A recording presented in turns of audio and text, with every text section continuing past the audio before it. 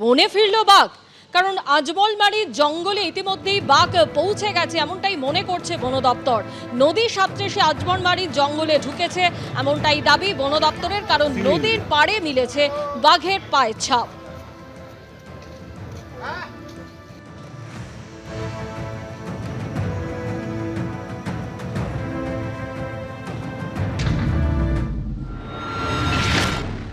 ফাঁদে পা না দিয়ে অবশেষে আবারও জঙ্গলে ফিরে গেল রয়্যাল বেঙ্গল টাইগার।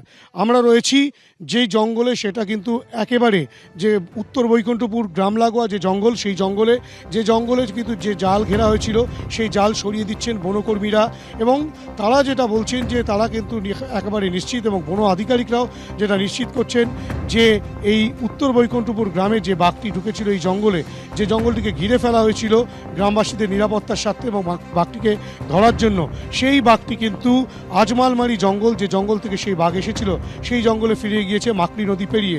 গত 3 দিন ধরে টানা উত্তেজনা, টানা আতঙ্কের মধ্যে কিন্তু এই গ্রামবাসীরা ছিলেন, এই বৈকুণ্ঠপুর গ্রামবাসীরা। দক্ষিণ বৈকুণ্ঠপুর, উত্তর বৈকুণ্ঠপুর এবং সংলগ্ন গ্রামের প্রত্যেকে কিন্তু রীতিমতো আতঙ্কের মধ্যে ছিলেন। গতকাল বন দপ্তর একেবারে নিশ্চিত করে যে এই অংশেই বাঘ রয়েছে, এবং গতকাল রীতিমতো বাঘের আনাগোনা স্পষ্ট হয়। শব্দবাজি ফাটিয়ে বাঘটিকে ফিরিয়ে দেওয়ার জন্য চেষ্টা চালান বনকর্মীরা, বন আধিকারিকরা। পরবর্তী ক্ষেত্রে সেই বাঘটি যখন জঙ্গলে ফিরে যায়নি এমন পরিস্থিতিতে, তখন কিন্তু রীতিমতো যে চিত্র দেখা যায় যে এখানে কিন্তু খাঁচা পাতা হয়, জঙ্গলের ভেতরে খাঁচা পাতে টাইগার টিমের সদস্যরা এবং বনকর্মীরা।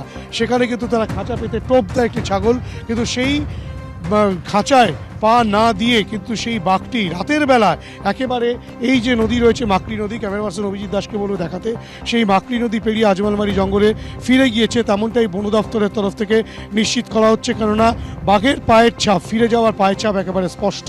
গ্রামবাসীরা কিন্তু স্বস্তির নিঃশ্বাস ফেলতে পারছেন না, তারা কিন্তু রীতিমতো আতঙ্কের মধ্যেই প্রহর গুনছেন।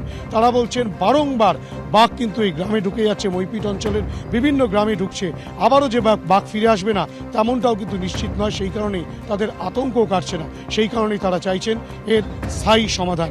ক্যামেরায় অভিজিৎ দাসের সঙ্গে হিন্দল দে, এবিপি আনন্দ, দক্ষিণ 24 পরগনা। নদীর সাঁতরে আজমলমারির জঙ্গলে পৌঁছে গেছে বাঘ, এমনই দাবি করা হয়েছে বন দপ্তরের তরফ থেকে। ডিএফও কি বলছেন রাখবো আপনাদের সামনে। যখনই শীতকালটা আসে তখনই তো বাঘের বেরোনোর একটা টেন্ডেন্সিটা থাকে। তো আমরা শীতকাল আসার সঙ্গে সঙ্গেই আমরা বেসিক্যালি পেট্রোলিংটা এই নদী ধারে আমরা স্টার্ট করে দিই গ্রাম পারে। পেট্রোলিংটা এখানে রেগুলার হয়ে সো দ্যাট কি বাঘটা পেরিয়ে এই দিকে না আসে। আর আমাদের ফেন্সিং, জঙ্গল দিকে যে ফেন্সিংটা থাকে, ফেন্সিংটা ভালো করে ওখানে ওটাকে চেক করা, ওটাকে রিপেয়ার করা, এই কাজটা আমাদের রেগুলারলি হয়। এখানে কালকে আমি কিছু গ্রামের লোকের সঙ্গে আমাদের কথা হয়েছিল, তো এই আলো নিয়ে ওনাদের মেইন ছিল কি বাঘটা চলে আসলে একটু প্রোটেকশন হয়ে আলো থাকলে। তো কিছু আলো তো অলরেডি লাইটগুলো ওখানে আছে, কিন্তু ওটা তো ইলেকট্রিসিটি বেসড মাঝে মধ্যে অনেকটা প্রবলেম হয়। তো সোলার নিয়ে আমরা চিন্তা ভাবনা করছি, একটা প্রপোজাল তৈরি করে আমরা চেষ্টা করব কি কোন সোর্স থেকে আউটসোর্স করে, তো আমরা এখানে নিশ্চয়ই আলোর ব্যবস্থাটা করছি।